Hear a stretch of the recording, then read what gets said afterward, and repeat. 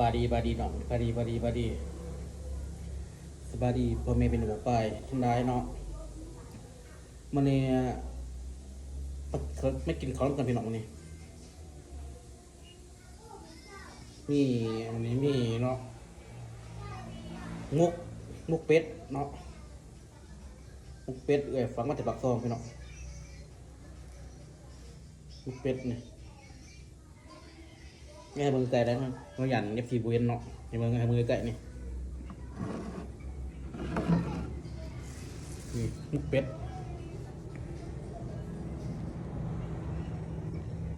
นี่มุกเป็ดเนาะนี่มุกเป็ดฟังมาจากปากซองนำมากินกันกินคุ้มใครของก็ไปเนาะมาเลยพระไทยน้ำมูดอก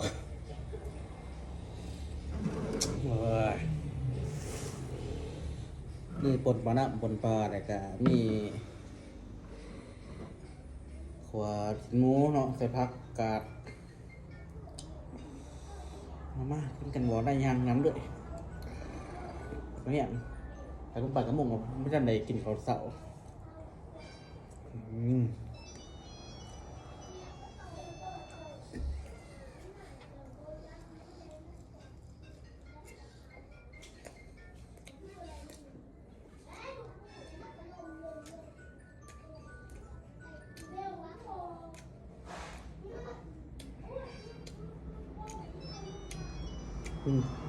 จับเนาะ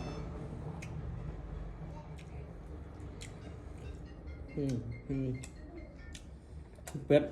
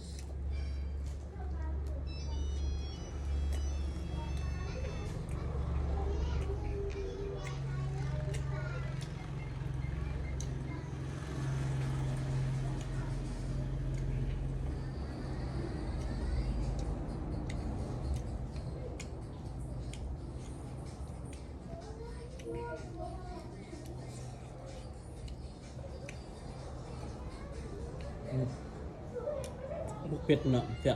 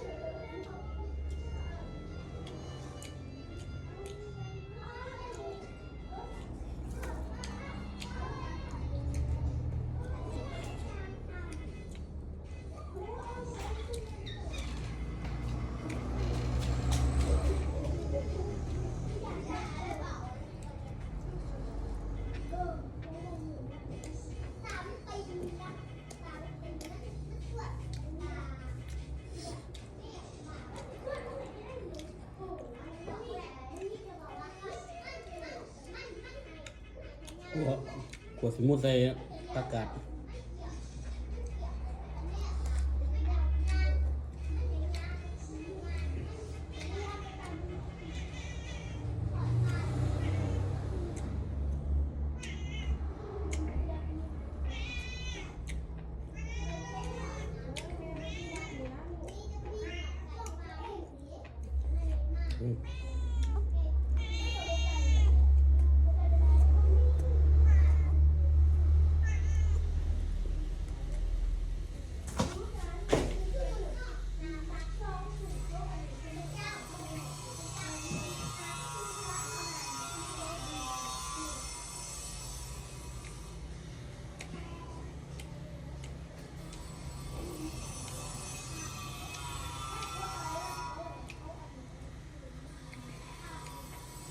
นี่ทัศบีมามุก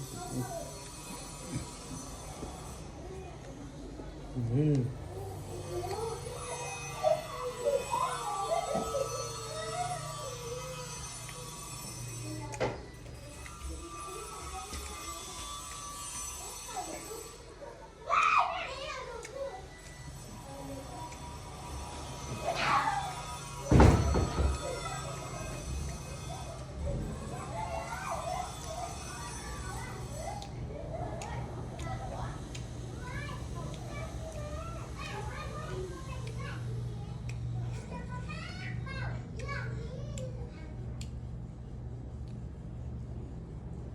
นี่น้องมา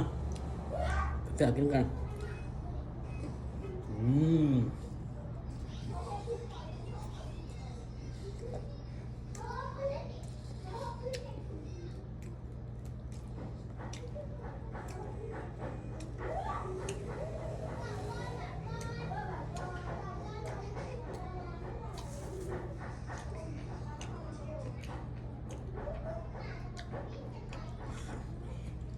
อืม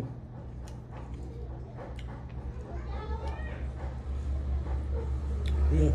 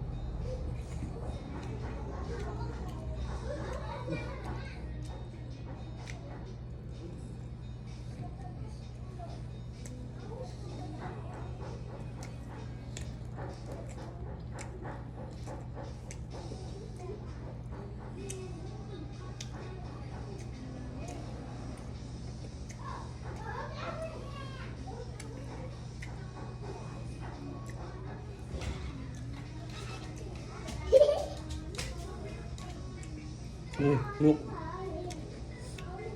จะประกาศพอประกาศใส่เป็นหมู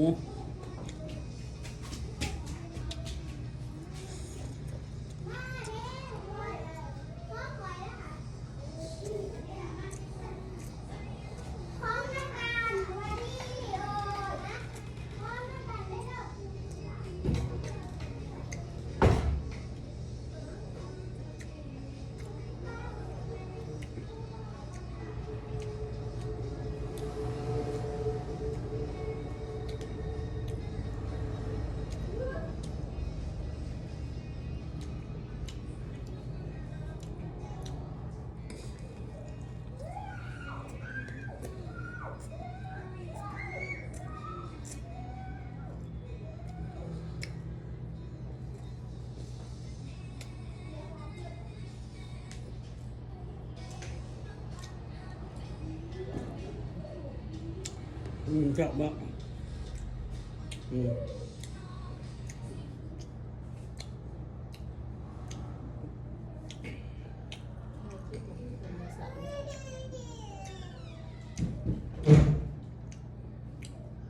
โอ้ย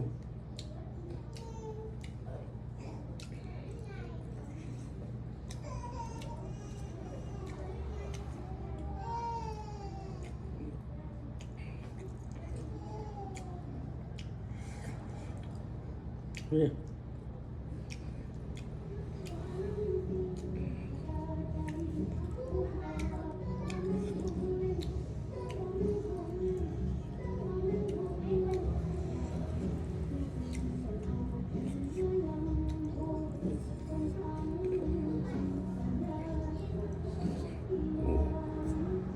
จับ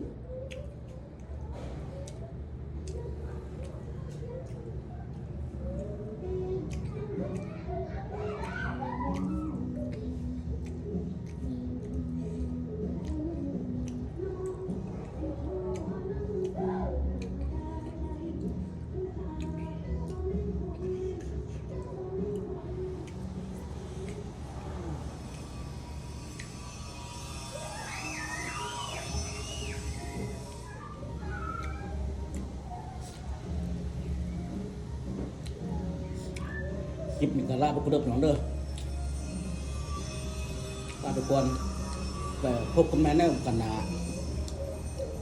อย่าลืมเข้าไปกดติดตามคำดาชาแนลทาง TikTok ทางเพจ Facebook และทางYouTube เพื่อให้คำดานี้แนวนี้มีกำลังใจคลิปต่อไปนี่ก็มีเวลาหน่อยเนาะบ่หลายเพราะว่าอีฝากไปเวียกต่อลาไปก่อนไปคุมในแนวกันมันนี่ก็กล่าวว่าคำว่าสบายดีบ๊ายบาย